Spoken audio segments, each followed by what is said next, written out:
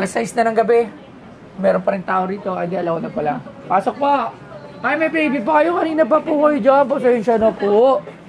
Pasok po. Ay, magandang hapon. Mama na po pala nyo? Kat po. Kat, magandang hapon po, mother. Ay, ang cute naman ng baby niya. Oh. Ano pong dala nyo? 1980s na planchang din. Wow, 1980s lanchang dipuling.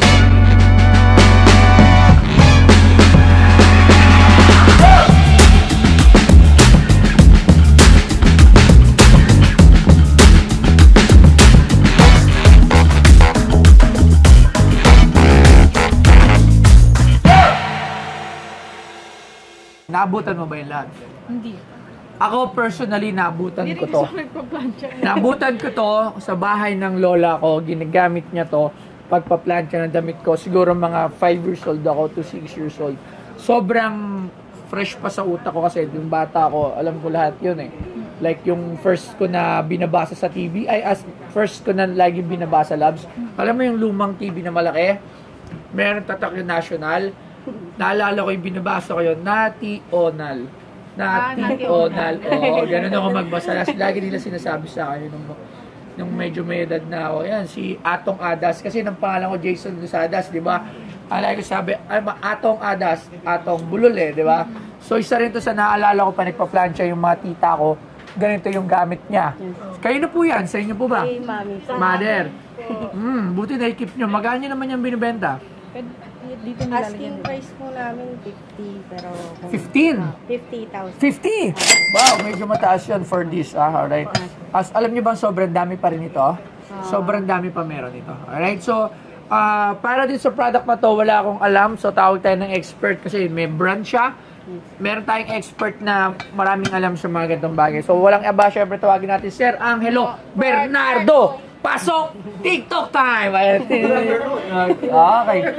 Sir Angelo Bernardo. Ayan. Ay, okay. Ma'am. Palagay pala to. Ayan. So, wireless na plancha. Wireless, yes. Cooling.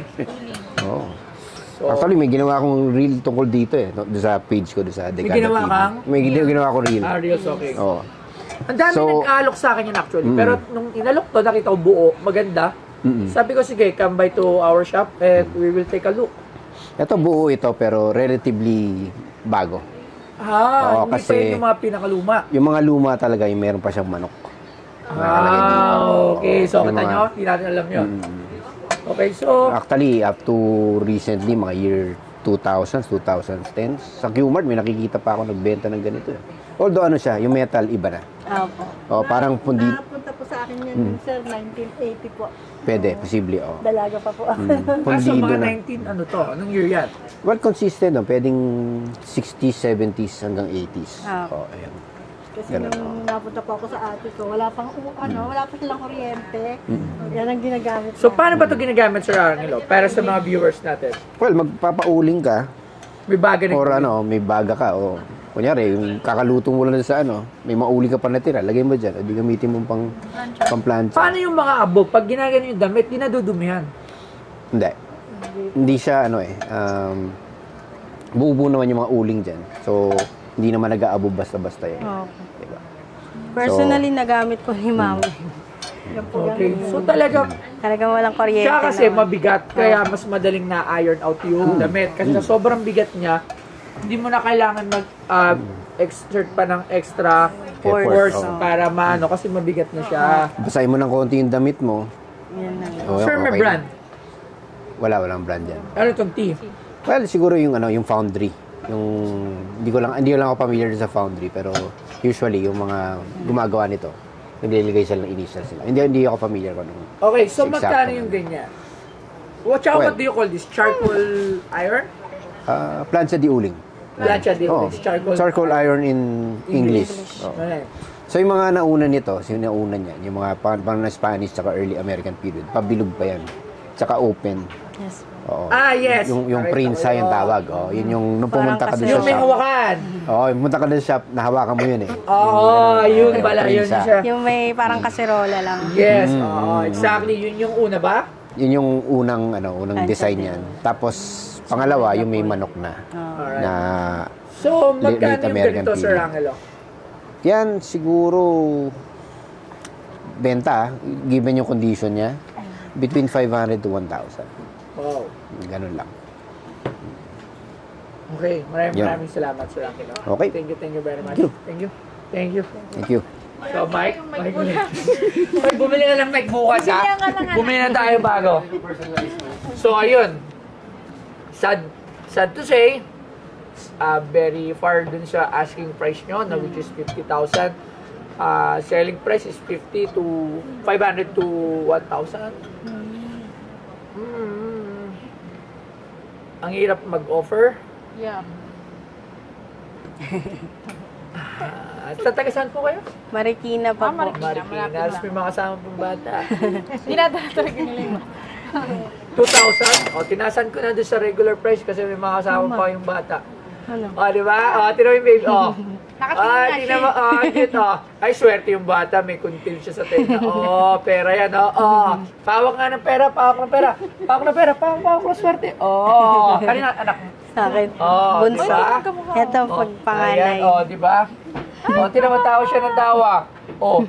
O, huwag na. Iyak na love. Di, tumatawa yan. Nakatingin nga siya sa akin, tumatawa siya. Oo, di ba? Ma'am, kung ako talaga bibili nito, 1,000. Dinagdagan ko na ng 1,000 for our shop. Ma-display na lang siya. Yun na yung pinakamalaki kong may bibigay sa inyo. 2,000. Come on. 2,000. Sige. Maraming salamat po, ma'am. At Sige thank po. you for coming here sa aming munting tindahan. Ay, cute! Di ba? Ala, nag-shit ako, may baby na. Okay, sige po. Salamat po. Salamat po, ma'am. Thank you po. Sige po. And thank you po sa Pinoy Phone Stars dahil nabenta ko po yung aming plancha de uling na asking price ko is 50,000. Nabili po siya ng... Pero ang presyo niya is 1K. Nabili po siya ng 2,000. Dinagdagan po ni Boss Toyo. Thank you so much po. Okay, so ito, meron pa. Oh. Kuya, pasok. Ano pa pangalan nila? Ringo Agdepa. Ringo ano? Agdepa. Abdepa. Taga saan po kayo? Kabugaw. Ilocos Sur. Kabugaw, Ilocos Sur. Ah, yung kanina katulad yun. Huwag na alin yung coins. Wala, nakalis na. Ano yan? May dala akong 1975 Muhammad Ali in Manila with Newsweek. Marcos and Muhammad Ali. America, Marcos, Muhammad Ali. 1975.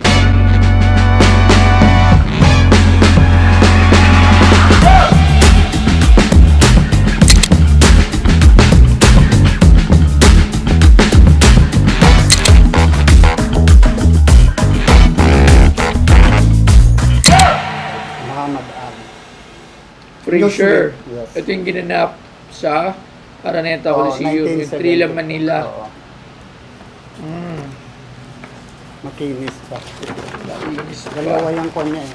Ngayon talaga address sa Maynila. Oo, Kasama nga. na yung dalawa. Magkano mo naman ito binibenta? 25. 25. Yes. Wow. So, kuha lang tayo ng mula sa ating kaibigan na si Sir Angelo. Yes. Kasi marami rin siyang mga magazine at linya niya din yan, yung mga ganyan-ganyan, mga babasahin, para malaman natin magkano ba ang worth nung ganito. Okay? So, tuwagin natin si Sir Angelo. Kailangan ka dito. Yes, sir. Good afternoon. Yung ganito magazine. Okay. Okay, ito mga ganito magazine, yung Newsweek. Mataas ang circulation nito eh. Sabihin, Mataas sa circulation. ano yan, hindi, maraming subscriber yan ng araw. O yan, No? Newsweek. So, hindi lang sa Pilipinas yan, pero buong mundo. buong mundo. Ano? So, I would say, yung population nito, marami, hindi to rare, hindi to, ano. Although, siyempre, memorable yung si Muhammad Ali. Trila in Manila. Dahil sa Trila in Manila, Yes. noong 1975, no, na ginanap sa Araneta Coliseum.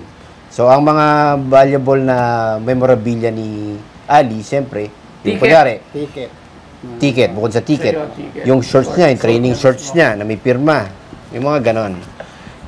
Ito, not so much, hindi masyadong, ano to, Pero yung ticket ng Araneta, mahal yun. Mahal yun, Oo, mahal yun. mahal. Oo. Yun. Dahil Ako yung ito, VIP. iba din. Nakabenta, nakahandle na rin ako ng gano'n. Nabenta ko na rin ng mahal yun. Magkano yung gano'n? Nabenta ko siguro mga 20. Dati. Ticket 20,000. Oo, na. 20. Eh, yung 15 to ganito. 20. Ganyan. Kasi hindi Oo. to ano eh. I would say yung pwedeng bumili nito, yung collector na wala pa yung magazine na to, Oo, no? oo. Pero hindi bibili na mataas yun. Mga ano lang yan, at most 1,000 siguro. Mga ganun. Imagine yan. Ganyan lang, oo. Okay. So maraming salamat Sir Angelo. Sige, Thank you. thank you. So yun, narinig mo. Hanggang 1,000. Wala.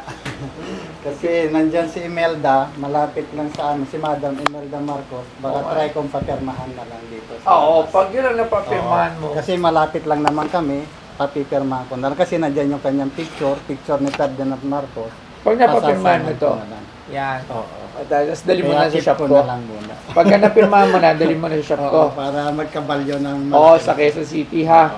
Oo. O sige, maraming salamat brother. Thank you. Oo.